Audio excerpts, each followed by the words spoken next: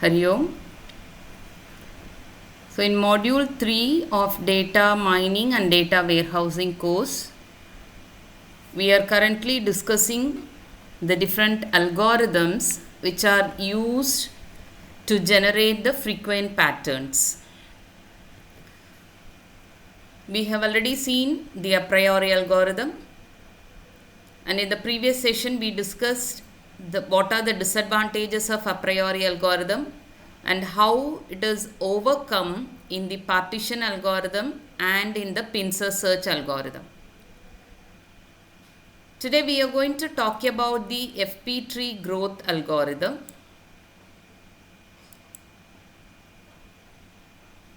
This is the example for frequent pattern mining. We have a transaction database and we give a minimum support value as 3, and we want to find out all the frequent patterns, or you call it as item sets, with the support count value which is greater than or equal to minimum support. Assume that this is the given transaction database. These are the different transaction IDs, and in each transaction the items bought are also listed. So we have to find out the frequent patterns which will have 1 item set, 2 item sets, 3 item sets, and so on. Now the question is how we are going to find all these frequent patterns in an efficient manner. If so, we should understand what is the drawback, or let me say what are the limitations of a priori algorithm. If you see the a priori algorithm, the main steps of a priori algorithm is it uses the frequent k minus 1 item sets, which is Lk minus 1, to generate the candidates of frequent k item sets, which will be Ck. So we generate Ck, which are the candidate sets, from the frequent item sets, which will be Lk minus 1. So the candidate sets are generated from the previous frequent item sets. The previous pass will have a set of frequent item sets. From that, we are going to generate the candidate set. Therefore, we have to scan the database and you have to calculate the support count value for each pattern in the candidate set for getting the frequent item sets. So these are the items bought, or this is the transaction database. So your a priori algorithm will have the iterations like this. You will have C1, which will be 1 item set candidates. From there we generate L1, which will be the 1 item set frequent item set. Then from L1 we generate C2. C2 will be again 2 item set candidates. From C2 we generate L2, which will be the 2 item set frequent item sets. We repeat the process until no more frequent item sets are generated. If so, what are the limitations of a priori algorithm? One of the performance degradation in the a priori algorithm is candidate generation, because if the database is very huge and the number of candidate sets are very huge, then it needs multiple database scanning. So in the candidate generation, it is going to generate huge candidate set. So say for example, if I have 10 to the power of frequent 1 item set, it is going to generate 10 to the power of 7 candidates 2 item set. So imagine what will be the size of the candidate item sets. Then the generation of candidate item sets is very expensive in both space and time. That means space is memory space, time is the execution time. So just to generate the candidate item sets itself, the algorithm requires more execution time and more memory space itself. So that is why, to overcome the memory space difficulty, we have seen how it can be done in the partition algorithm. Then not only that, counting the support value is also very expensive, because you have to check the subsets. That is what we are doing in the a priori algorithm. For each transaction, we generate the subsets. Then for each subset, we calculate the support count value. So if this is the case, generating the subsets is also very expensive. Not only that, the main drawback is you need to do multiple database scanning. So if you want to discover a frequent pattern of size 100, then we need to generate 2 to the power of 100 candidates, which is approximately 10 to the power of 30 candidates. This is going to be one of the major limitation of the a priori algorithm. Therefore, your candidate test incur multiple scans of the database for each candidate. So to overcome this difficulty, we introduce an algorithm called as FP growth algorithm.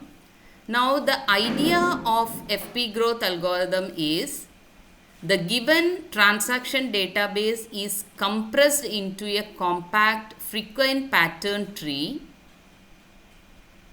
Then from the frequent pattern tree, we are going to generate the frequent patterns. That is what the idea behind the FP growth algorithm. So the large transaction database will be compressed into a compact frequent pattern tree, which you call as FP tree structure. And this FP tree is a compact one, but it will have complete frequent pattern mining facility. And not only that, this avoids costly repeated database scanning also. That is the advantage of having the FP tree. The entire transaction database is now converted into a frequent pattern tree. The frequent pattern tree is a compact one, but it gives you the complete information for frequent pattern mining. So we can develop an efficient FP tree based frequent pattern mining method. Here we are going to have a divide and conquer methodology, decompose the mining task into smaller ones. That is, the entire FP growth tree will be decomposed into smaller and smaller FP tree. Then from the FP tree, we are going to generate the frequent patterns. Now the advantage here is, it is avoiding the database scanning, which we have already seen in the previous point.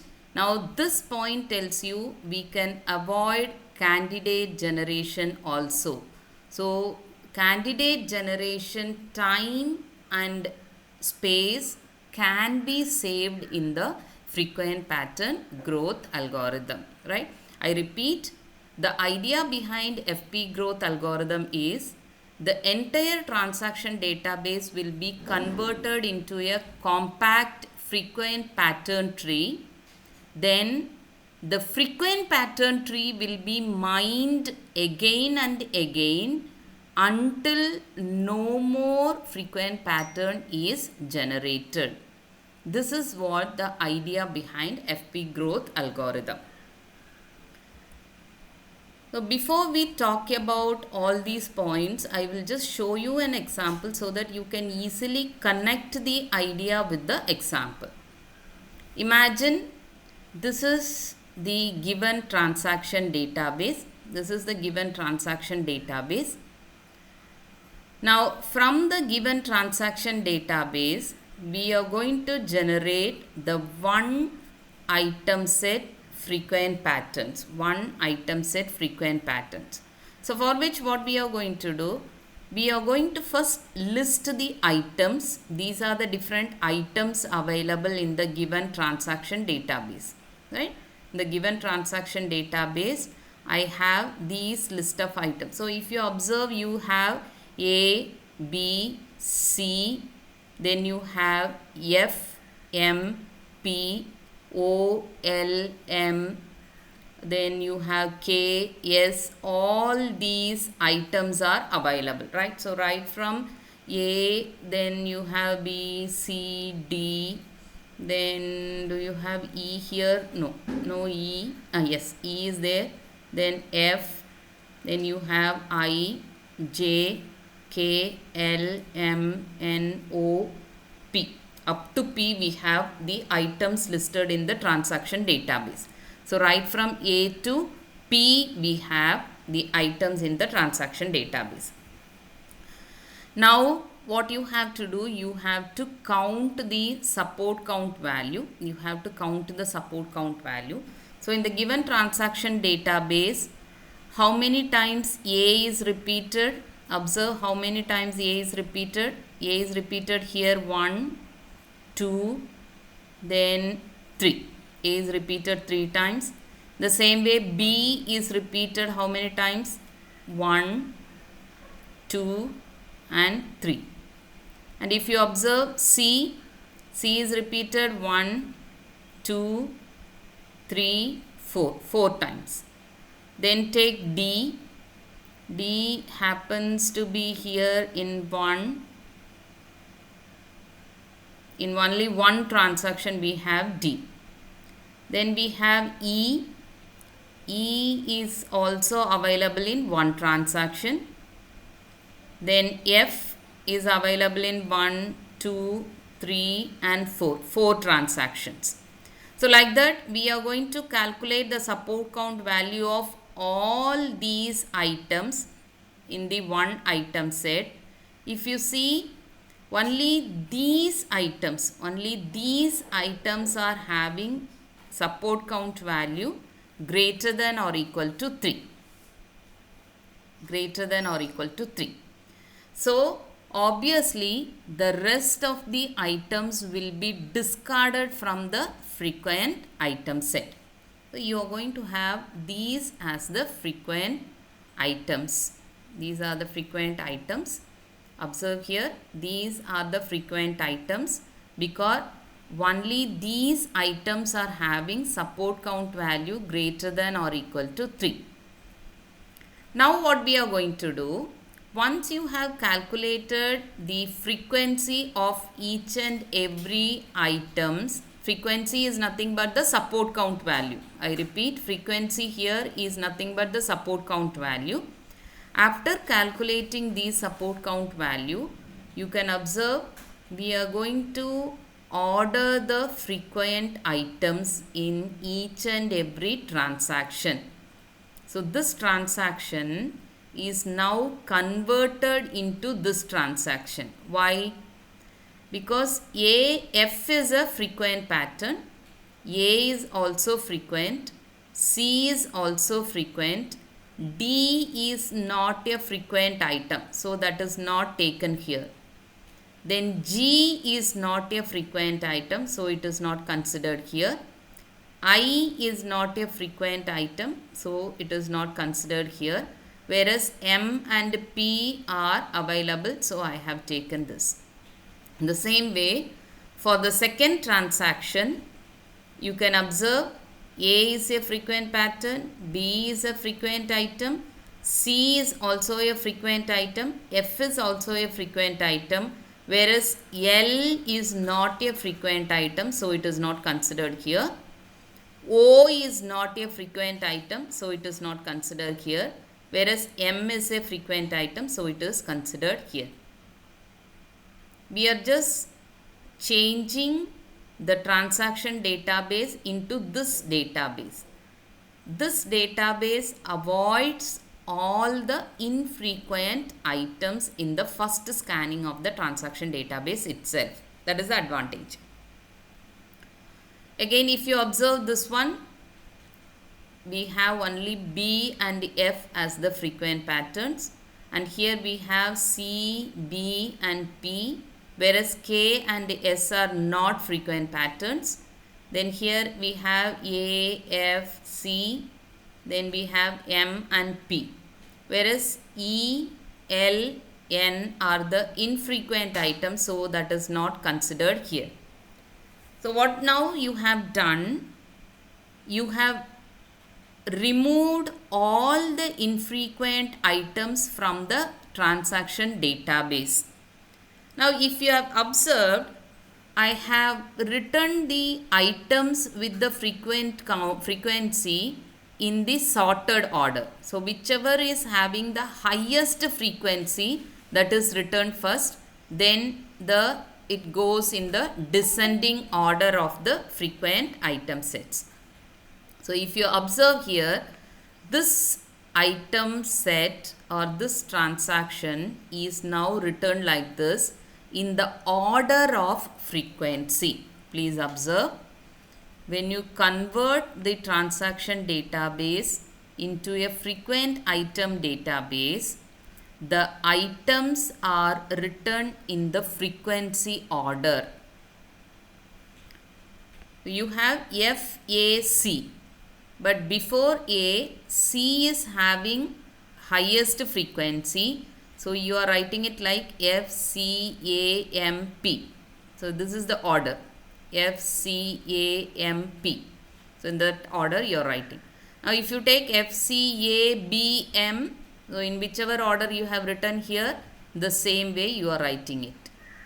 Then here you have B and F, but F is having higher frequency than B, so you write it like FB.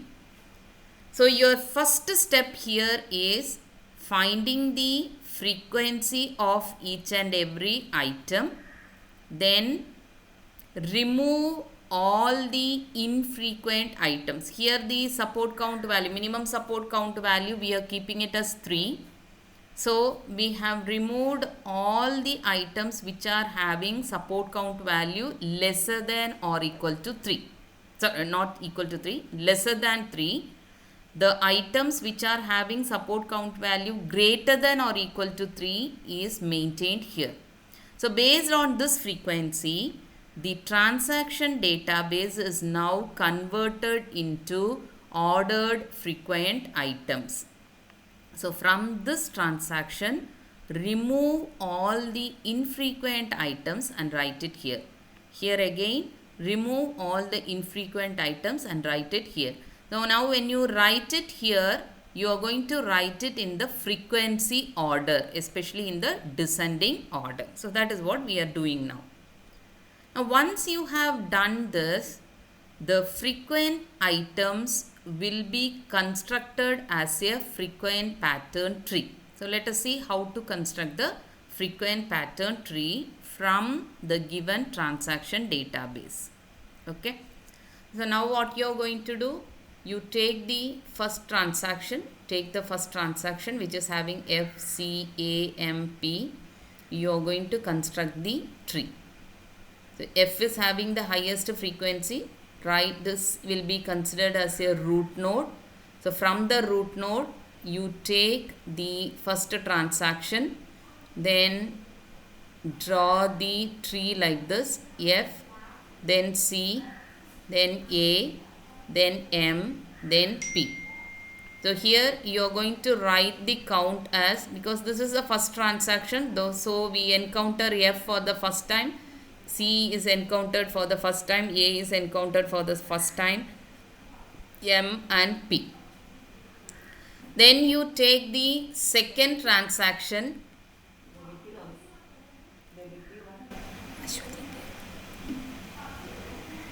then we are going to take the second transaction.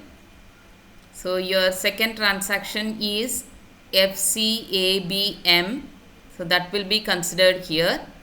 Again you start from the root node.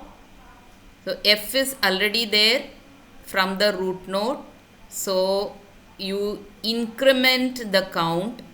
Then C is also there in the, from F you have C, so increment the count of C. Then from C you have A, so increment the count of A. Then from A you have B, So from A there is no node going as B. So you create a new node with the count value as 1, because this is the first time we are encountering B. So have the count as 1. Then from B again create a node for M. So these two transactions will create a FP tree like this, right? And you can observe all the nodes here are already considered as a frequent item. Then from this we are going to consider the third transaction, which is F and B. Then what you are going to do, from the root I have F, then from F it is C. So you have to create a new node for B, and this B is encountered for the first time from F. So just increment the value of F, because the value of F is here 2. Now you increment the value of F, then create a new node B. Now what is the next transaction? CBP. So what we are going to do, from CBP you are going to construct the tree like this. From root I don't have a node C, so create a new node.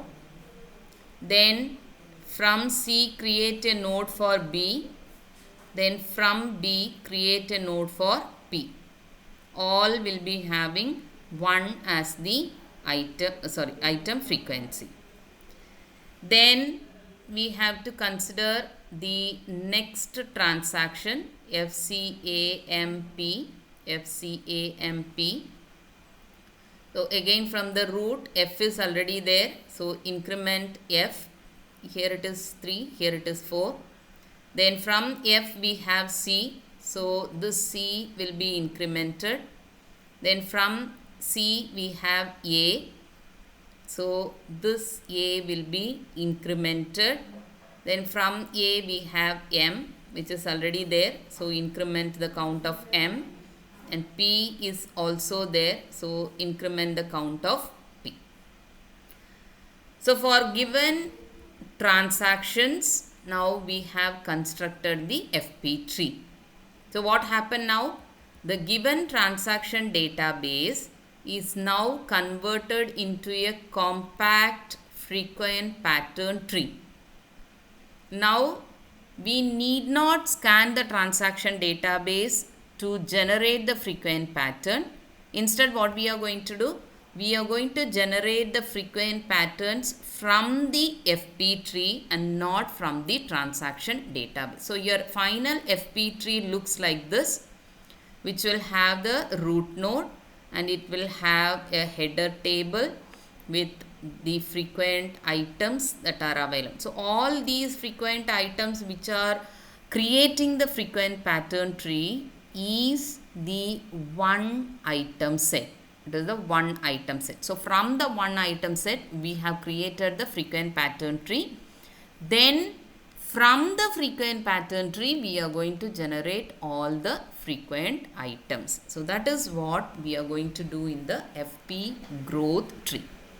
So just have this frequent pattern in your mind. Then we go back to the concepts. Now I have just shown you this example to understand what is this frequent pattern tree, because if I am going to talk about all these points here, you may get confused what is this frequent pattern. So that is why I have just shown you the example of frequent pattern tree which is generated from the given transaction database, right? So going back to the concepts of FP tree. Now this is the idea which I shared with you now. In the FP growth tree algorithm, the large transaction database will be compressed into a compact frequent pattern tree, and this frequent pattern tree is highly compacted, but it is complete enough for frequent pattern mining. The advantage here is it avoids the repeated database scanning, because we are not going to scan the database anymore for generating the frequent pattern. We are going to use only the FP tree for generating the frequent pattern. So this is avoided. So that is one advantage of FP tree algorithm. Another one, We are going to develop an efficient FP tree based frequent pattern mining method, which is a divide and conquer methodology, because it is going to decompose the mining task into smaller ones. So we have seen one final FP tree, right? So this is your final FP tree. This is your final FP tree generated for the given transaction database. Now this FP tree will be decomposed again and again. It will be decomposed again and again to generate all the frequent patterns, right? Now the advantage here is we are going to avoid the candidate generation. So imagine your a priori algorithm or partition algorithm or pincer search algorithm. In all the three algorithms, we have a candidate generation procedure, right? So that procedure is not there in the FP growth algorithm. So this is the main idea behind FP growth algorithm. So your FP tree algorithm is used to identify frequent patterns in the area of data mining, and this new algorithm avoids the generation of large number of candidate sets. That is the biggest advantage of FP tree algorithm, right? And it is proposed by Hanettel, and the idea is maintain an FP tree of the given transaction database, and the FP tree is actually a extended prefix tree structure, and it stores the crucial and quantitative information about the frequent sets, right? So this FP tree itself is enough to generate the frequent patterns. Why? Because it stores all the quantitative information about the frequent sets. If you see your frequent tree, quantitative information is also stored here. What is the frequency of each and every item? That is also available in your FP tree. So that is why it says it stores the crucial and quantitative information about the frequent sets. And the tree nodes are the frequent item sets. That is what we have seen in the example. All these tree nodes are the frequent item sets. So the tree nodes are the frequent item sets, and here the more frequently occurring nodes are having better chances of sharing nodes than the less frequently occurring one, right? I will show you the example again. Here F and C, they are having the highest frequency, so they have the chance of sharing more nodes, right? So C and F are having the highest frequency, so they are coming in the highest level of the FP tree. So if it is coming in the highest level of the FP tree, the child nodes will be more for the frequent nodes. So more frequently occurring nodes will be having better chances of sharing the nodes. What do you mean by sharing the nodes? Having the child nodes than the less frequently occurring one. So if you see here, these are the less frequently occurring one, M, P, B, whereas F, C are more frequently occurring one. And it starts from frequent one item set, which we have seen in the example. Then we are going to construct the conditional FP tree. So from the conditional FP tree, we will be creating the frequent pattern, right? So we will be discussing what is conditional FP tree also in the example. So your FP growth algorithm has two phases. In the first phase, it will be constructing the FP tree with respect to the given transaction database. Then construction of this tree requires only 2 passes over the whole database, right? So one for counting all the support count value, yes or no? So one scanning is for counting all the frequency. Then the second scanning for converting the transaction database into a smaller transaction database for the construction of FP tree. So it requires only 2 passes over the whole transaction database. Then in the second phase, we are not going to use the transaction database. Instead, we use only the FP tree to get the frequent item set. So only 2 passes over the entire transaction database is done in the FP tree algorithm. Imagine, or you compare it with all the a priori, partition and pincer search algorithm. There we have multiple scanning.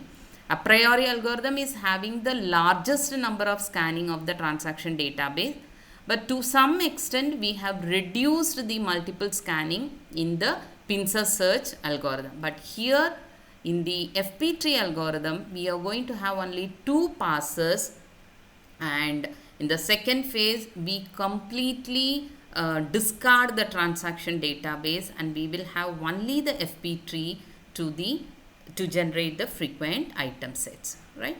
So we are going to construct the FP tree in these 2 steps, because your first phase is constructing the FP tree.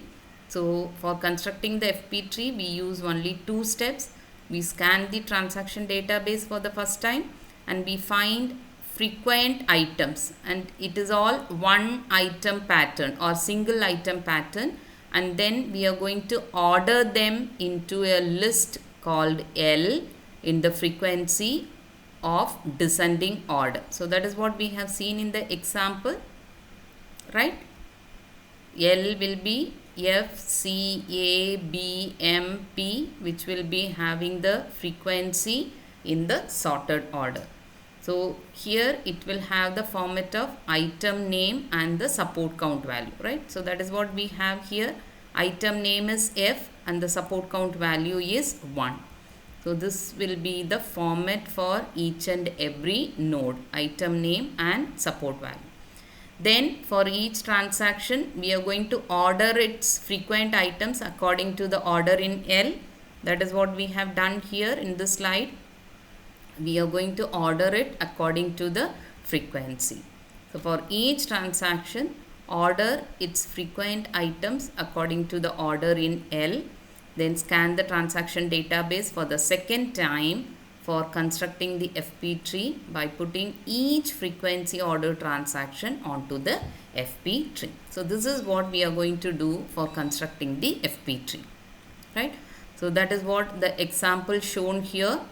The transaction database is scanned for the first time to generate L, and L will have only the frequent items because the minimum support value here is 3. So all the other items which are having support count value less than 3 are discarded, and this will be the list of items with the minimum support value, and this is put in the order of the frequency. So that is what we have done here. This is the first step. First step is completed here. Then in the second step, what we have to do, for each transaction we have to order the frequent items according to the order in L. What is the order in L? It is F, C, A, B, M, P. So all the frequent items will be ordered here. So this is now converted into FCAMP by removing the infrequent items. D, G, I are the infrequent items. They are removed, and the frequent items are now ordered based on this. So that is what we do here. Then we start constructing the FP tree. So each transaction corresponds to one path in the FP tree, right? That is what you have to note here. You take each transaction and start constructing the FP tree. How do you construct it? We start from the root node. Then we for first one FCAMP, we construct a path. We construct a path with the node name and the support count value. Then consider the second transaction. Since FCA is already there in the path, increment the count and have a separate path for B and M. Then for FB, F is already there in the path, so just increment, and B is not in the path, so create a new node. Then the next transaction is CBP. CBP is not in the path right from the root node, so create a new path for it. Then we have FCAMP, and FCA is already there in the root node, So you just increment the count, then have M and P also incremented. So this is how we construct the FP tree, and this will be the final FP tree. Your final FP tree will have the header table and all the items will be listed here, and each item will be pointing to the first node or created for that particular item. So this is the first node created for F, so you have it here, and this is the first node created for C, so the header node will be this one, and this is the first node created for A, so the header node will be pointing to this, and this is the first node created for M, so M will be pointing to this, and this is the first node we created for P, so P will be pointing to this. And if you observe B, this is the first node we created for B, so B will be having a link from here. Then when we create the second node, so F is created here and C is created here and C is also created here. So when we create the second node, we are going to have a link from the first node pointing to the second node. So the total frequency of C becomes 3 plus 1, 4. The same way for B, the first node created is this one for B, and the second node created is this one, and the third node created is this one. So the total count becomes 3. And if you observe P, the first node created is this one and the second node created is this one. So 2 plus 1, the total count is 3. So that is how we get all the frequency of each and every node from the FP tree.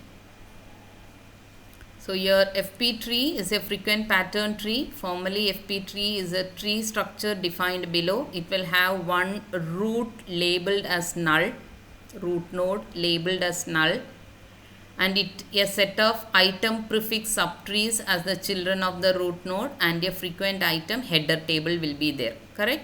So this is what you call as item prefix subtree. Item prefix subtrees. These are all item prefix subtrees. And it will have a frequent item header table. So it has a frequent item header table. Now each node in the item prefix subtree, which is the item prefix subtree, this is the item prefix subtree. So each node will have 3 fields. What are they? Item name, count, and node link. Each node in the item prefix subtree has 3 fields. Item name is F, count is 4, and it will have a link to the next node, node link. Okay, F in namakku second node illa, so there it is going to have a null value. Whereas for C, if you observe, C is the item name, 3 is the count value, and it is pointing to the next node. Okay, so each node in the item prefix subtree will have 3 fields. The same way in the frequent item header table, it is going to have only 2 fields. Correct? So it is having only 2 fields. One is going to be the item name, and the second one will be the head of the node link, which will be pointing to the first node in the FP tree. So F and this link will be pointing to the first node in the FP tree, and here we have the item name and node link pointing to the first node in the item prefix subtree. So this is the definition for the FP tree also, right? So we have just seen what is the limitation of a priori algorithm and how it is overcome with the idea of FP growth algorithm. We have seen what are the 2 phases of this algorithm. And based on the first phase, we have seen how to construct the FP tree. And we have seen an example also, and we have seen what is the definition for FP tree also, right? So this is the introduction for FP growth algorithm. So in the upcoming session, we will be discussing the FP tree construction with an example again. Okay, then we will talk about what are the advantages of FP tree and how to construct the algorithm. All these things we will be discussing in the upcoming session.